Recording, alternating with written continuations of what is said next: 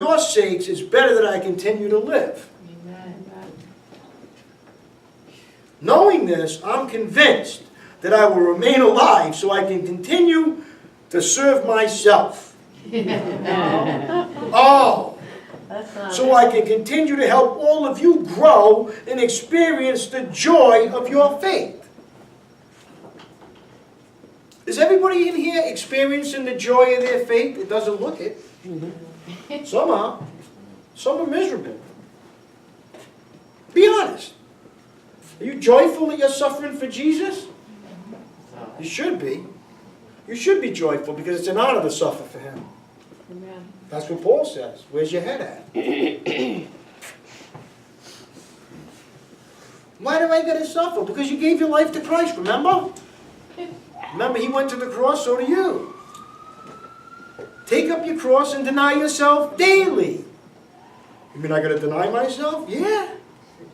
That's what it's all about, denying yourself, because you trying to fill yourself is the problem.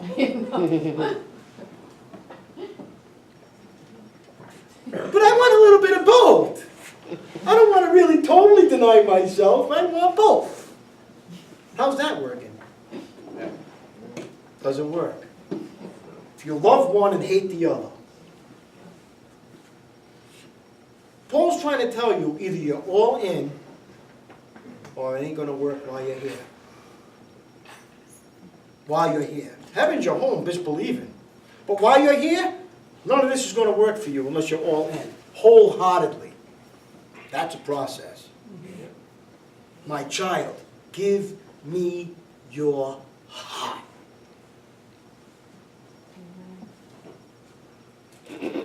Why do I got to give it to Him? So He can tear it out and put His in. That's why.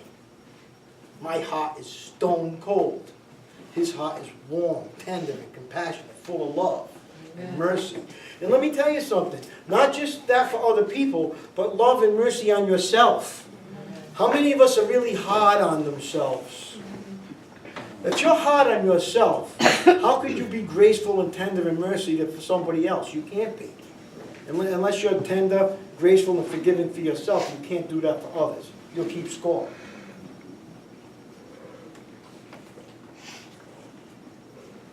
Now look what it says. Knowing that I'm convinced I'll remain, verse 25, alive, so I continue to help you all grow and experience the joy of your faith. And when I come to you again, you will have even more reason to take pride in Christ Jesus, because what He's doing through me. Amen. Now, here comes another one. Live as citizens of heaven. Above all. Above everything else that you're doing. You must live as citizens of heaven, conducting yourselves in a manner worthy of the good news about Christ. What do you mean conducting myself? I thought I didn't have to do anything. No, the Bible tells us you do have to do something. Conduct yourself in a manner worthy of the good news about Christ. Then whether I come to see you again or only hear about you, I will know that you are standing together, here it is right here, with one spirit, one purpose, fighting together for the faith, which is the good news. Don't be intimidated in any way by your enemies. This will be a sign to them that they're going to be destroyed, but that you're going to be saved, even by God Himself. For you have been given, listen right here, highlight this. You have been given not only the privilege of trusting in Christ, but also the privilege of suffering for Him. So whenever you think that you're suffering, you're suffering for Jesus. It's a privilege as a mature Christian to suffer for Jesus. It's a privilege. Why do I got to go through all that? Because it's supposed to be the right thinking. It's a privilege to suffer. Where's your head at? I go to Bible study. I'm not feeling that way. It's not a feeling. It's a fact.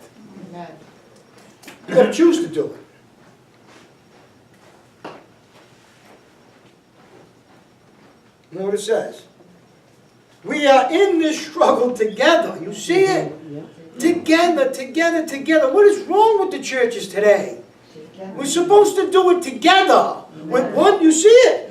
One mind, one spirit, fighting together for the faith, which is the good news. This is the problem why the unbelieving world wants nothing to do with church. Because they all got different views on everything. It's worse than CNN and NBC and CBS and this thing and the Inquirer and the Globe. Which one is it? Do I gotta what? Stop dancing? Do I gotta do nothing? Do I gotta live worse? What do I gotta do? You gotta believe. That's gonna stop first, and then the work is gonna begin. Amen. God does the work, not us. Amen. It's divine. It's the divine nature of Christ is working in you. Don't you realize that even though you're failing, there's still some things in you right now that you're saying, but that never bothered me before, now it does. Something about that. Even though you might do something that's wrong, something's telling you it doesn't sit right anymore. And eventually, you won't do it anymore because you just don't want it no more. And that's nothing that you do. It just doesn't sit right. But what do people do? They drown out that little in there with more of doing the wrong thing. Till they don't hear it anymore. That's a bad place to be, Christian, especially in this world. Heaven's your home guaranteed, but you're going to suffer down here because you ain't going to hear God's voice telling you to go this way. Because we get hardened by our sinful nature. It hardens and it what? It drowns out the voice of God. What did they do in the garden as soon as they sinned? What did they do? They hid. And they covered themselves up. The first things we do when we sin, we hide from God and we cover it up. Same thing 4,000 years ago to today. We still do it. So sin has a hardening effect on it. And we cover it up. All right. Now let's just keep going. We're going to finish so we get to chapter 2. This will be a time, for you have been given not only the privilege but suffering. We're in this struggle together. You have seen my struggle in the past, and you know that I'm still in the midst of it.